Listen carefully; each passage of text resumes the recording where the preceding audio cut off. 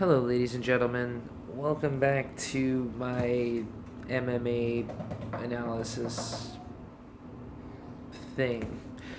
Um, Want to preface this with just a couple of points. First, I know my first video said that I was apologizing for the low production value. I'm still using my cell phone. Tech updates coming soon. At any rate, the second thing I wanted to preface this with is the news that I'm reporting about is breaking and still developing. So bear with me if it's changed by the time you're actually watching this. So the news today is that Rafael Dos Anjos has pulled out of the Conor McGregor fight on March 5th because of a broken foot. He had a lot to lose in this fight. I wouldn't have fought injured either, so I get it. Not going to say anything bad. I'm also not a fighter, so I can't even begin to comprehend the thought processes that they have to go through about all of this stuff, especially when you have so much to lose.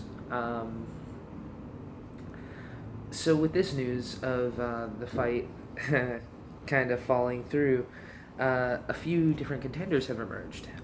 My point about this is that it just doesn't seem to make a whole lot of sense. Like, there's not a whole lot of plus side for McGregor here.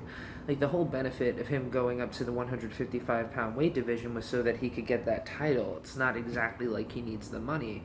He could fight at 145 pounds, defend his title, and make just as much money. But understanding he's a fighter and he's just not going to pull out of the fight, he wants to fight, you got to try and figure out what's the benefits here for everybody else.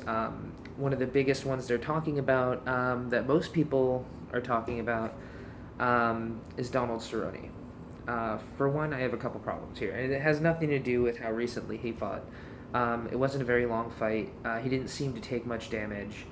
The problem is that his last fight was at 170 pounds. This fight would be at 155 pounds.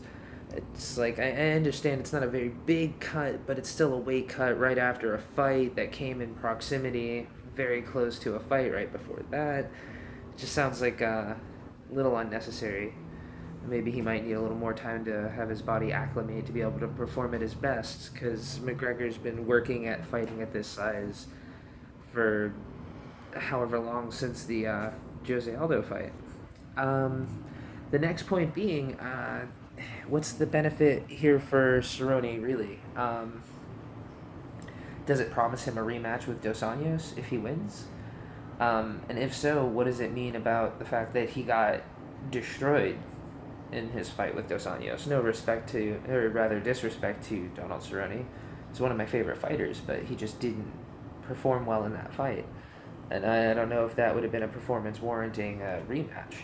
And just because he stepped in on a super fight, is that going to get him another title shot with Dos Anjos?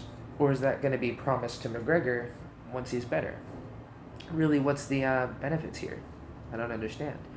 The two people that have also, rather, three of the other people that have stepped up, two of them there's more of a benefit for, I could see with Pettis, because if that gets him another fight winning with Dos Anjos, it gives him a chance to redeem himself, though not quite deserving considering his last two fights he got destroyed in the same exact way with no improvement to how it happened each time.